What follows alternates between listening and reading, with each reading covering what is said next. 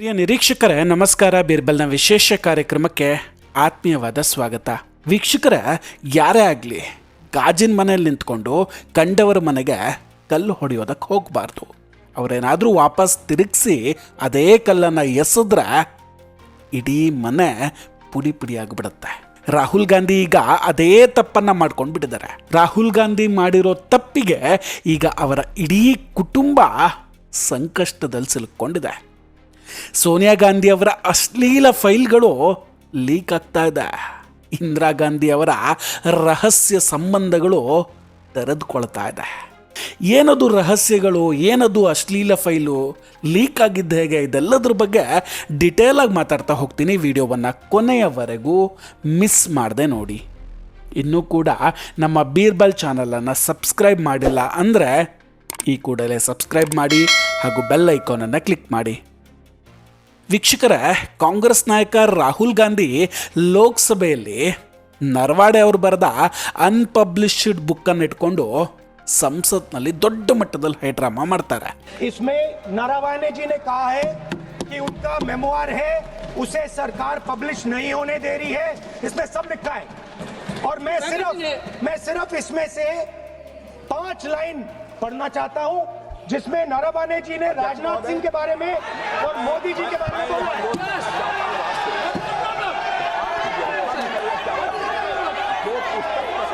हुई ही नहीं है तो किस पुस्तक को यहाँ पर उल्लेख करना चाहते हैं उनके बारे में? माननीय अध्यक्ष जी, विवाद लीडर ऑपोजिशन ने ही समाप्त कर दिया है.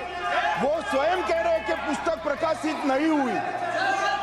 उन्होंने स्वयं स्वीकार किया कि पुस्तक प्रकाशित नहीं हुई है. अब जो पुस्तक प्रकाशित नहीं हुई है इसका जिक्र सदन में कैसे हो सकता है? और प्रकाशित हो तो भी नहीं कर सकते.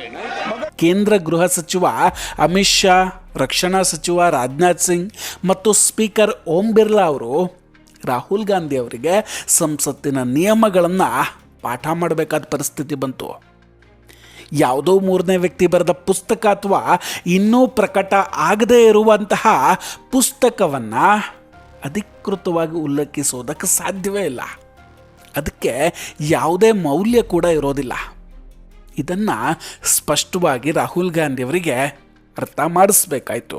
ಇಲ್ಲಿ ಇನ್ನೊಂದು ಇಂಟ್ರೆಸ್ಟಿಂಗ್ ಏನಂದರೆ, ರಾಹುಲ್ ಗಾಂಧಿ ಅವರ ಸಲಹಾ ತಂಡ ಏನಿದೆ, ಈ ತಂಡ ರಾಹುಲ್ ಗಾಂಧಿ ಅವರಿಗೆ ಮೊದಲಿಗೆ ಒಂದು ವಾರ್ನಿಂಗನ್ನು ಕೊಟ್ಟಿತ್ತಂತೆ. ಈ ವಿಷಯವನ್ನು ನೀವು ಸಂಸತ್ನಲ್ಲಿ ಪ್ರಸ್ತಾಪ ಮಾಡಬೇಡಿ, ಇದು ನಿಮಗೆ ಅಥವಾ ನಿಮ್ಮ ಪಕ್ಷಕ್ಕೆ ಉಲ್ಟಾ ಹೊಡಿಬೋದು ಅಂತ ಹೇಳಿದ್ರಂತೆ. ಆದರೂ ಕೂಡ ರಾಹುಲ್ ಅದನ್ನು ಒಪ್ಪಲಿಲ್ಲ. ಪುಸ್ತಕ ಇಟ್ಕೊಂಡು ಡ್ರಾಮಾ ಮಾಡಿದ್ದು. ಇದಾದ 2 ದಿನಗಳ ನಂತರ ಭಾರತೀಯ ಜನತಾ ಪಕ್ಷದ ಸಂಸದ ನಿಶಿಕಾಂತ್ ದುಬೆ ಅವರು ಸುಮಾರು 100 ಪುಸ್ತಕಗಳನ್ನು ಇಟ್ಟುಕೊಂಡು ಸಂಸತ್ತಿಗೆ ಆಗಮಿಸ್ತಾರೆ. ಅದರಲ್ಲಿ 2 ಮುಖ್ಯ ಪುಸ್ತಕಗಳನ್ನು ಪ್ರಸ್ತಾಪಿಸ್ತಾರೆ. पहली किताब यह है एडवीना एंड नेहरू. भारत जब स्वतंत्र हुआ तो किस तरह से पाकिस्तान का बंटवारा हुआ और किस तरह से भारत के पहले प्रधानमंत्री अय्याशी कर रहे थे. इस किताब में मैं उसका जिक्र करना चाहता हूँ, मैं उसको कोट करना चाहता हूँ. दूसरी किताब है सर, जो मथाई साहब, जो नेहरू साहब के पीए हुआ करते थे, वो कह रहे हैं कि इंदिरा गांधी के साथ उनके व्यक्तिगत संबंध थे और उन्होंने भ्रष्टाचार के आरोप में जो है उनको हटाया. ये मुझे बोलने दिया जाए सर, और मैं उन किताबों का जिक्र कर रहा हूँ. मैं सारी किताबें लेकर आया हूँ जिन्होंने सोनिया जी की किताब है ये सर, किस तरह से उन्होंने भ्रष्टाचार के आधार पर, किस तरह से भ्रष्टाचार के आधार पर इस सरकार को चलाया और 10 साल तक जो है किस तरह से करप्शन किया. ये इंदिरा जी का किताब है सर, ये इंदिरा जी का किताब है जिसने कि धीरेन्द्र ब्रह्मचारी के साथ किस तरह के संबंध थे और डिफेंस डीलर के क्या संबंध थे. ये जनरल थोरट की किताब है कि नेहरू ने चीन को कैसे दे दिया. ये नेहरू की किताब है कि किस तरह नयनतारा सागर से लेके एक गर्लफ्रेंड के साथ उनके संबंध रहे जो कि बैन कर दिए. ये इमरजेंसी की कहानी है सर. ये एक्सीडेंटल प्राइम मिनिस्टर संजय गारू की किताब है सर. ये इमरजेंसी रिटोल्ड की कहानी है सर. ये वो कहानी है जिसमें कि एंडरसन को बाहर भेज दिया राजीव गांधी ने. ये ग्वालियर की कहानी है कि किस तरह जुडिशियरी को इन्होंने बर्बाद किया. ये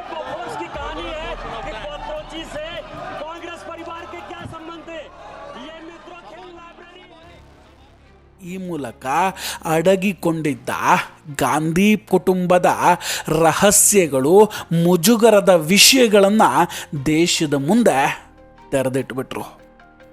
ರಾಹುಲ್ ಗಾಂಧಿ ಮಾಡಿದ ಒಂದು ತಪ್ಪು ಅವರ ಅಜ್ಜಿ ಇಂದಿರಾ ಗಾಂಧಿ ಮತ್ತು ಸೋನಿಯಾ ಗಾಂಧಿ ಅವರ ಅನೇಕ ರಹಸ್ಯಗಳು ಲೀಕ್ ಆಗುವಾಗ ಮಾಡಿಬಿಟ್ವು. ಇಲ್ಲಿ ನಿಶಿಕಾಂತ್ ದುಬೆ ಅವರು ಪ್ರಸ್ತಾಪಿಸಿದಂತಹ ಮೊದಲ ಪುಸ್ತಕ ಎಡ್ವಿನ್ ಮತ್ತು ನೆಹರು ಅವರ ಬಗ್ಗೆ ಆಗಿದ್ದರೆ, ಎರಡನೇ ಪುಸ್ತಕ ಜವಾಹರ್ಲಾಲ್ ನೆಹರು ಮತ್ತು ಅವರ ಆಪ್ತ ಕಾರ್ಯದರ್ಶಿಯಾಗಿದ್ದ M.O. ಮಥಾಯಿ ಅವರು ಬರೆದಿದ್ದಾಗಿತ್ತು. ಮಥಾಯಿ ಮತ್ತು ಇಂದಿರಾ ಗಾಂಧಿ ಅವರ ನಡುವೆ ವೈಯಕ್ತಿಕ ಮತ್ತು ಭಾವನಾತ್ಮಕ ಸಂಬಂಧ ಇತ್ತು ಅಂತ ದೇಶದ ತುಂಬ ಹರಿದಾಡಿತ್ತು. ಮಥಾಯಿ ಅವರು ರೆಮಿನಿಸೆನ್ಸ್ ಆಫ್ ದಿ ನೆಹರು ಏಜ್ ಅನ್ನೋ ಆತ್ಮಚರಿತ್ರೆ ಪುಸ್ತಕದಲ್ಲಿ ಇಂದಿರಾ ಗಾಂಧಿ ಅವರೊಂದಿಗೆ ತಮಗಿದ್ದ 12 ವರ್ಷಗಳ ಸಂಬಂಧದ ಬಗ್ಗೆ ಉಲ್ಲೇಖ ಮಾಡ್ತಾರೆ. ಇಬ್ಬರ ನಡುವೆ ಅಫೇರ್ಸ್ ಕೂಡ ಇತ್ತು ಅಂತ ಅದರಲ್ಲಿ ಹೇಳ್ಕೊಳ್ತಾರೆ. ಮೂಲಗಳ ಪ್ರಕಾರ ಮಥಾಯಿ ಅವರು ತಮ್ಮ ಪುಸ್ತಕದಲ್ಲಿ ಇಂದಿರಾ ಗಾಂಧಿ ಮತ್ತು ಅವರ ಸಂಬಂಧ ಎಷ್ಟು ಆಳ ಆಗಿತ್ತು ಅಂತ ಬರೀತಾರೆ ಅಂದರೆ, ಇಬ್ಬರು ತಮಗೆ ತಾವು ಅದೇನೇನೋ ಅಡ್ಡ ಹೆಸರು ಕರ್ಕೊಂಡು ಮಾತಾಡ್ಕೊಳ್ತಿದ್ರಂತೆ.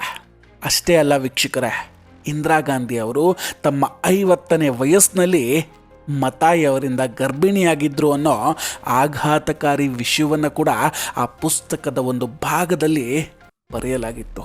ಆದರೆ ಅದನ್ನು ಪ್ರಕಟಿಸೋದಕ್ಕೆ ಯಾರೂ ಬಿಡಲಿಲ್ಲ.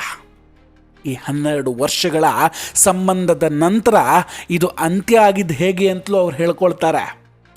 ಮಥಾಯಿ ಅವರು ಇಂದಿರಾ ಗಾಂಧಿ ಅವರನ್ನು ಯೋಗ ಗುರು ಧೀರೇಂದ್ರ ಬ್ರಹ್ಮಚಾರಿ ಅವರ ಜೊತೆ ನೋಡಿದ ಮೇಲೆ ಈ ಸಂಬಂಧಕ್ಕೆ ಅವರು ಕೊನೆ ಹಾಡೋದ್ರಂತೆ. ಆದರೆ ಈ ವಿಷಯವನ್ನು ಭಾರತೀಯ ಜನತಾ ಪಾರ್ಟಿ ಯಾವತ್ತೂ ಕೂಡ ಮಾತಾಡಲಿಲ್ಲ. ಕಾಂಗ್ರೆಸ್ ವಿರೋಧಿಗಳು ತುಟಿ ಬಿಚ್ಚಲಿಲ್ಲ.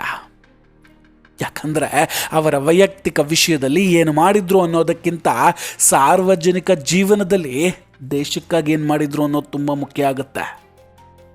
ಆದರೆ ಇವತ್ತು ರಾಹುಲ್ ಗಾಂಧಿ ಅವರು ಒಂದು ಪುಸ್ತಕದ ಆಧಾರದ ಮೇಲೆ ಭಾರತೀಯ ಸೇನೆ ಮತ್ತು ಭದ್ರತೆಯ ಬಗ್ಗೆ ಪ್ರಶ್ನೆಗಳನ್ನೆತ್ತಿದಾಗ ಮತ್ತು ಪ್ರಧಾನಮಂತ್ರಿಯವರಿಗೆ ಧೈರ್ಯ ಇಲ್ಲ ಅಂತ ಸವಾಲು ಹಾಕಿದಾಗ BJP ಸಂಸದ ನಿಶಿಕಾಂತ್ ದುಬೆ ಅವರು ಈ ಹಳೆಯ ಇತಿಹಾಸದ ಪುಟಗಳನ್ನು ಅನಿವಾರ್ಯವಾಗಿ ತೆರಿಬೇಕಾಯಿತು. ಸಂಸತ್ತಿನಲ್ಲಿ ಮೊದಲ ಬಾರಿಗೆ ನೆಹರು ಅವರ ವಿಲಾಸಿ ಜೀವನ ಮತ್ತು ಇಂದಿರಾ ಗಾಂಧಿಯವರ ಬಗ್ಗೆ ಕಾಂಗ್ರೆಸ್ ಸರ್ಕಾರಗಳು ಇದುವರೆಗೂ ಅಡಗಿಸಿಟ್ಟಿದ್ದ ವಿಷಯಗಳನ್ನು ಯಾವುದೇ ಮುಲಾಜಿಲ್ಲದೆ, ಯಾವುದೇ ಭಯ ಇಲ್ಲದೆ ಪ್ರಸ್ತಾಪ ಮಾಡಲಾಯಿತು. ವಿರೋಧ ಪಕ್ಷ ಈಗ ಸೈಲೆಂಟಾಗಿ ಬಾಯಿ ಮುಚ್ಚಿಕೊಂಡಿದೆ. ಈಗ ಈ ಚರ್ಚೆ ನಡೀತಾ ಇರೋದು ಇತಿಹಾಸದ ಬಗ್ಗೆ ಮಾತ್ರ ಅಲ್ಲ, ಸೋನಿಯಾ ಗಾಂಧಿಯವರ ಬಗ್ಗೆ ಕೂಡ ಹಳೆಯ ಫೈಲ್ಗಳು ಓಪನ್ ಆಗ್ತಾ ಇದೆ ಅನ್ನೋದರ ಬಗ್ಗೆ. ವೀಕ್ಷಕರೇ, ಹಿಂದೊಮ್ಮೆ ಈ ವಿಷಯದ ಬಗ್ಗೆ ಮಾತಾಡಿತ್ತು. ಸುಬ್ರಮಣ್ಯನ್ ಸ್ವಾಮಿ ಅವರು 2013ರಲ್ಲೇ ಪತ್ರಿಕಾಗೋಷ್ಠಿಯೊಂದರಲ್ಲಿ ಸೋನಿಯಾ ಗಾಂಧಿಯವರ ಬಗ್ಗೆ ಒಂದು ಗಂಭೀರವಾದಂತಹ ಆರೋಪವನ್ನು ಮಾಡಿದರು. 1968ಕ್ಕಿಂತ ಮೊದಲು, ಅಂದರೆ ರಾಜೀವ್ ಗಾಂಧಿ ಹಾಗೂ ಸೋನಿಯಾ ಗಾಂಧಿಯವರ ಮದುವೆಗೂ ಮುನ್ನ, ಆಗ ಸೋನಿಯಾ ಗಾಂಧಿ ಅವರು ಇಂಗ್ಲೆಂಡ್ನ ಕೇಂಬ್ರಿಡ್ಜ್ನಲ್ಲಿದ್ದರು. 1963-68ರ ಸಮಯದಲ್ಲಿ ಸೋನಿಯಾ ಗಾಂಧಿ ಅವರು ಎಂಥ ಕೆಲಸ ಮಾಡ್ತಾ ಇದ್ರು ಅಂತ ಸುಬ್ರಮಣ್ಯನ್ ಸ್ವಾಮಿ ಅವರು ಹೇಳ್ತಾರೆ. सोनिया गांधी का अभी किसी ने मुझे पूछा कि वो अग्रवाल ने कहा मोदी तो चाय बेचता था, वो कैसा प्राइम मिनिस्टर बन सकता है? तो मैंने कहा उससे पूछो कि सोनिया गांधी क्या काम कर रही थी 1963 से 1968। मैं आपको बता सकता हूँ, यहाँ वो तो वैश्या थी और एक पाकिस्तानी एस्कॉट एजेंसी की काम कर रही है। ये अभी नहीं आता, मैं 1000 बार बोलूंगा नहीं, मैंने वेबसाइट में तो डाल दिया है। नो योर सोनिया, हाँ नो योर सोनिया, बट अभी आता नहीं है। और इसको हिम्मत है कि पूछने वाला, वैसे वो धन्यवाद देना चाहिए क्योंकि इंडिया का सारे चाय वाले आज हमारे पक्ष में हो गए। ಇದನ್ನ ಸುಬ್ರಮಣ್ಯನ್ ಸ್ವಾಮಿ ಅವರು ತಮ್ಮ ವೆಬ್ಸೈಟ್ನಲ್ಲಿ ಕೂಡ ಹಾಕ್ಕೊಂಡಿದ್ರು. ಇದು ಸುಳ್ಳು ಅಂತ ಆದರೆ ನನ್ನ ಮೇಲೆ ಕೇಸ್ ಬೇಕಾದರೂ ಹಾಕಬಹುದು ಅಂತ ನೇರವಾಗಿ ಗಾಂಧಿ ಕುಟುಂಬಕ್ಕೆ ಹಾಗೂ ಕಾಂಗ್ರೆಸ್ ಪಕ್ಷಕ್ಕೆ ಸವಾಲು ಕೂಡ ಹಾಕಿದ್ರು. ಆದರೆ ಕಾಂಗ್ರೆಸ್ ಮಂದಿ ಇದುವರೆಗೂ ಕೂಡ ಮಾನನಷ್ಟ ಮೊಕದ್ದಮೆಯನ್ನು ದಾಖಲಿಸಲೇ ಇಲ್ಲ.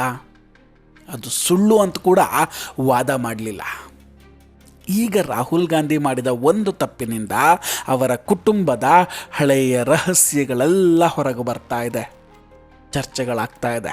ಇದೇ ಕಾರಣಕ್ಕೆ ಹೇಳ್ತಾ ಇರೋದು ರಾಹುಲ್ ಗಾಂಧಿಯವರಿಗೆ ಇನ್ನೂ ಸರಿಯಾದ ಪಕ್ವತೆ ಇಲ್ಲ ಅನ್ನೋದು. ರಾಹುಲ್ ಗಾಂಧಿ ತಾವೇ ತೋಡ್ಕೊಂಡು ಗುಂಡಿಗಿವತ್ತು ತಾವೇ ಬಿದ್ದುಬಿಟ್ಟಿದ್ದಾರೆ. ತಾವು ಮಾತ್ರ ಬೀಳೋದಲ್ಲ, ಇಡೀ ತನ್ನ ಕುಟುಂಬದ ಹಿರಿಕರನ್ನು ಕೂಡ ಆ ಗುಂಡಿಯಲ್ಲಿ ಬೀಳಿಸ್ಬಿಟ್ಟಿದ್ದಾರೆ. ವೀಕ್ಷಕರೇ, ಇದೆಲ್ಲದರ ಬಗ್ಗೆ ನಿಮ್ಮ ಅಭಿಪ್ರಾಯ ಏನು? ದಯವಿಟ್ಟು ಕಮೆಂಟ್ ಮಾಡಿ ತಿಳಿಸಿ. ನಾವು ಕೊಟ್ಟಂತಹ ಮಾಹಿತಿಗಳು ನಿಮಗೆ ಇಷ್ಟ ಆಗಿದ್ದರೆ ವಿಡಿಯೋವನ್ನು ಲೈಕ್ ಮಾಡಿ ಹಾಗೂ ಶೇರ್ ಮಾಡಿ. ಇನ್ನೂ ಕೂಡ ನಮ್ಮ ಬೀರ್ಬಲ್ ಚಾನಲನ್ನು ಸಬ್ಸ್ಕ್ರೈಬ್ ಮಾಡಿಲ್ಲ ಅಂದರೆ ಈ ಕೂಡಲೇ ಸಬ್ಸ್ಕ್ರೈಬ್ ಮಾಡಿ ಹಾಗೂ ಬೆಲ್ ಐಕಾನನ್ನು ಕ್ಲಿಕ್ ಮಾಡಿ. ನಮಸ್ಕಾರ, ಟೇಕ್ ಕೇರ್ ಆ್ಯಂಡ್ ಬಾಯ್ ಬಾಯ್. ಮತ್ತೆ ಭೇಟಿಯಾಗೋಣ. ಜೈ ಹಿಂದ್.